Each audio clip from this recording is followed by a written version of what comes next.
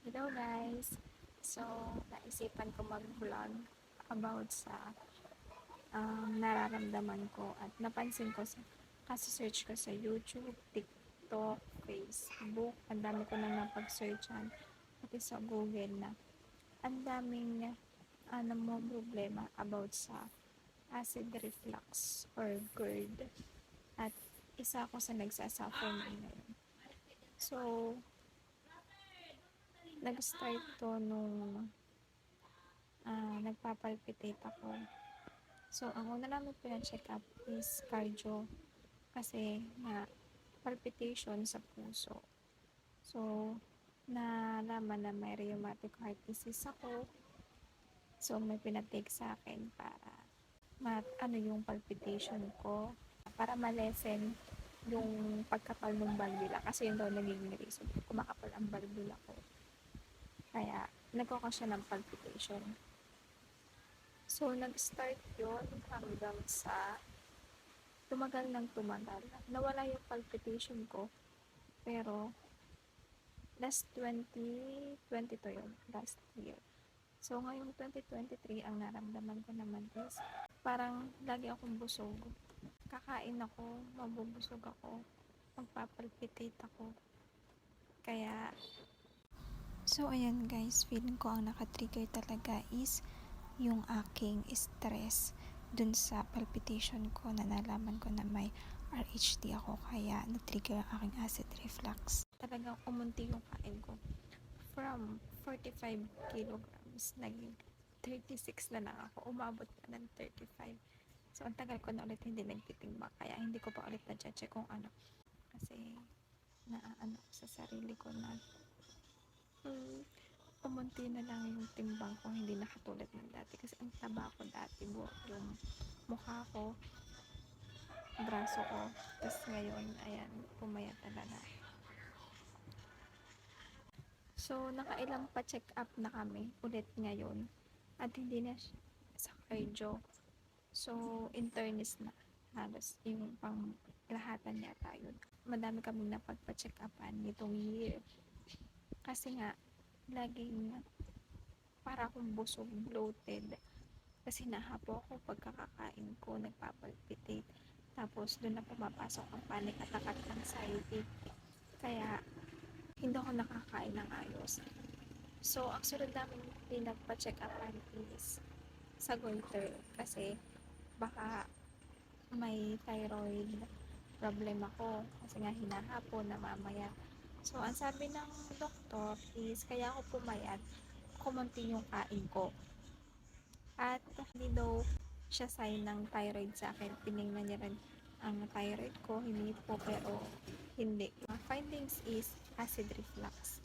So, binigyan niya ako ng omeprazole yata yun or something before kumain, iinom 30 minutes before. So, pagkatapos nun, umayos naman ako after 2 weeks ng pag-take. Kaso nga lang pagtapos, ayun na naman ulit, gano'n na naman ulit ako. So, aano na din ako sa sarili ko kasi ang dami na namin napagpa-check upan talaga. Normal lahat ng findings. So, ang sunod namin pa-check up is pina-check up na namin yung bakit lagi akong bloated ulit. So, ang findings ulit is acid reflux. So, ang sabi ng doktor, dalawang doktor na nagsabi na natatakot lang daw ako, anxiety, ganyan. So, ayun, simula nun, naggamot ako, nakapagpatingin na din kami sa mga mediko, tapos, itinigil ko ang gamot ko. Kasi nag-search na ako dito sa YouTube ng pwedeng mga home remedies at saka kung ano yung mga ginawa nila nung nag-suffer sila ng acid reflux. So, sinunod ko lahat. Gulay, Yakult, ano pa ba? Saging. Hindi ako nag-aasin. Basta wala lahat sa kinakain ko. So, after nun, hindi na ako naggamot. Hindi na rin ako nagte-take nung sa palpitation ko. Basta wala na ako iniinom na gamot kasi ang dami ko na talagang na-take na gamot. At sabi ng mga kapatid ko, ng mga tita, tito, ng mother ko na baka daw naman sunod is magkasakit na ako sa bato gawa ng mga tiniti ko na mga gamot. So talagang itinigil ko na. Talagang gulay, isda, manok. Kasi yun ang nakikita ko sa YouTube. Talagang na-addict na ako sa pagsisearch anong pwede kong kainin, anong pwede kong gamutin, luya. Iniwasan ko lahat ng bawal as in. Na sinasabi pa sa akin ng iba na okay lang naman tumigil ng ganyan kahit konti lalo kang mamamayat. So, noon, nung unang buwan, talagang hindi ako tumitikim kahit asin hindi ko nilalagyan. So, ngayon, medyo umaayos na ang pakiramdam ko. Nakokontrol ko na ang anxiety ko, ang panic attack ko, kasi na-realize ko na nakakadagdag talaga siya. Number one talaga ang stress, guys. Talagang huwag kang magpapaka-stress kasi every time na nagagalit ako or natutuwa, na-excite, kinikilig, or anything na nararamdaman ko, talagang nakaka-apekto sa akin. Talagang may nararamdaman akong iba. Kahit kabahan ako, parang umaakyat dito, tapos parang naninig ang ganto ko, yung banda sa may sikmura ko, tapos nagpapalpitate ako. Kaya ngayon, nakokontrol ko na siya. Tapos hindi ako pwede nang walang kasama. Tsaka, yung sa maraming tao, achievement ko na kapag ka nakalagpas ako ng isang araw na madaming tao. Like nung graduation, konting lakad ko lang kasi hinahapo ako, napapagod ako, binabanas ako, naiinitan ako. Tapos parang mahihilo ako na nangingimay, na kinakabahan, na nagpapagpitit. Kaya sobrang hirap.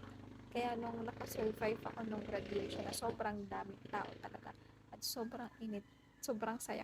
Kasi ang daming lakad, ang daming tayo. Dumaan pa ako sa, uupo ako, tapos tatayo ako. Bigla na lang magpapalpitate. Sobrang hirap.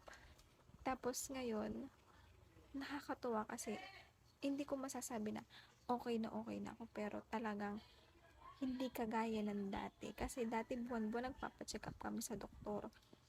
Buwan-buwan inaatake ako kasi every time na inaatake ako, magpapalpitate ako, magpapanic attack. Magpapahilot ako sa mother ko, tapos sa boyfriend ko. Tapos hindi ako nakaka-stay sa bahay ng mag-isa. Talagang pumupunta ako doon sa mga pinsan ko para may kasama ako. Tapos kapag inaatake ako kahit saan, pwedeng sa biyahe, sa simbahan, yan sa simbahan, inaatake rin ako, tatayo ako, magpapalpitate. Nagpapahilot ako sa pinsan kong grade 5. Papahilot ako para lang kumalma ako. So ngayon talagang namamanage ko na siya ng konti. Tapos ang isa pa sa pinakamahirap is yung hindi ako nakakahiga ng flat ng unan. Nakaupo akong matulog. Nung una, talagang nakaupo talaga. Tapos, magigising ako sa madaling araw ng ganyan. Tapos, hindi ako makahinga. Nahinahapo ako, tapos magpapalpitate ako. Minsan, may times na nakokontrol ko. Minsan, hindi. Kasi, minsan may time na inaatake ako ng panic attack or anxiety. So, ginigising ko mama ko, magpapahilot ako. Tapos, pag-iinit ako ng tubig, na maligam-gam na tubig, yun ipapainom niya sa akin. Tapos, after an hour, okay na ulit ako. Minsan, tinatawanan talaga ako ng mga doktor na pinagpapacheck-upan ko. Tapos, every time na may magtatanong sa akin, ano bang nararamdaman mo? Natatakot ka ba? May takot ka ba na baka ganyan-ganyan? Basta daming pag may magtatanong sa akin, naiiyak talaga ako, talagang nanginginig ang boses ko kasi that time hirap talaga ako. Kahit pag-iyak, pinipigilan ko. Kasi feeling ko matitrigger ako. Kasi parang hinahapo ako every time na may magiging emotion ako. So, ngayon, iba-iba na talaga siya. Tapos, ayun nga, magigising ako na magpapalpitate ako, papahilot ako. So, now, medyo nakakahiga na ako. Hindi na ako hindi na yung upong-upo ako, nakakatulog na ako ng slant na lang yung unan ko. Tapos, ewan ko, 2 days pa lang naman siya, pero feeling ko achievement na yun sa akin na nagising ako ng hindi ako nakapos ng hininga. Parang nagulat lang ako. Hindi ako nagpalpitate, tapos nakakatulog na rin ako ng ayos. Pagkakagising ko, nakakatulog na lang ulit ako. Sumama din ako dun sa mga samahan na may mga acid sa Facebook. Try nyo i-search sa page. Ang daming nagsasuffer ng acid reflux at ang dami nilang tanong. May mga informations din doon kung anong pwede nyong kainin, i-take ng vitamins. Nakakatulong din yung pagsusearch sa social media, sa TikTok, sa Facebook, sa YouTube, kahit saan naman meron. So, ang pinaka number 1 talagang iwasan natin ay stress, panic attack, at nervyos. Yung lagi sinasabi sa akin ng mga tao, ang payat mo na, nagpapadala ka naman yata sa nervyos mo. So, every time na ganun, hindi na lang ako umiimik. Kasi, hindi naman kasi nila naiintindihan yung nararanasan natin. Na mahirap talaga. Talagang mahirap. Sabi nga, hindi mo naman masasabi yung isang bagay hanggat hindi mo nararanasan. So, ako, ayokong lumabas. Ayokong maglalabas isa pa rin sa naging sa akin.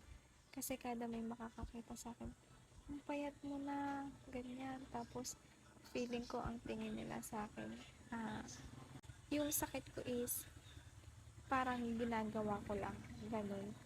Not knowing na mahirap talaga siya. Mahirap kalaban ng isip eh. Kapag pumasok na siya sa isip mo, talagang magfa-function na lahat sa katawan mo. So, ang kailangan natin gawin is controlin. So, kaya natin yan. Makakaya natin yan.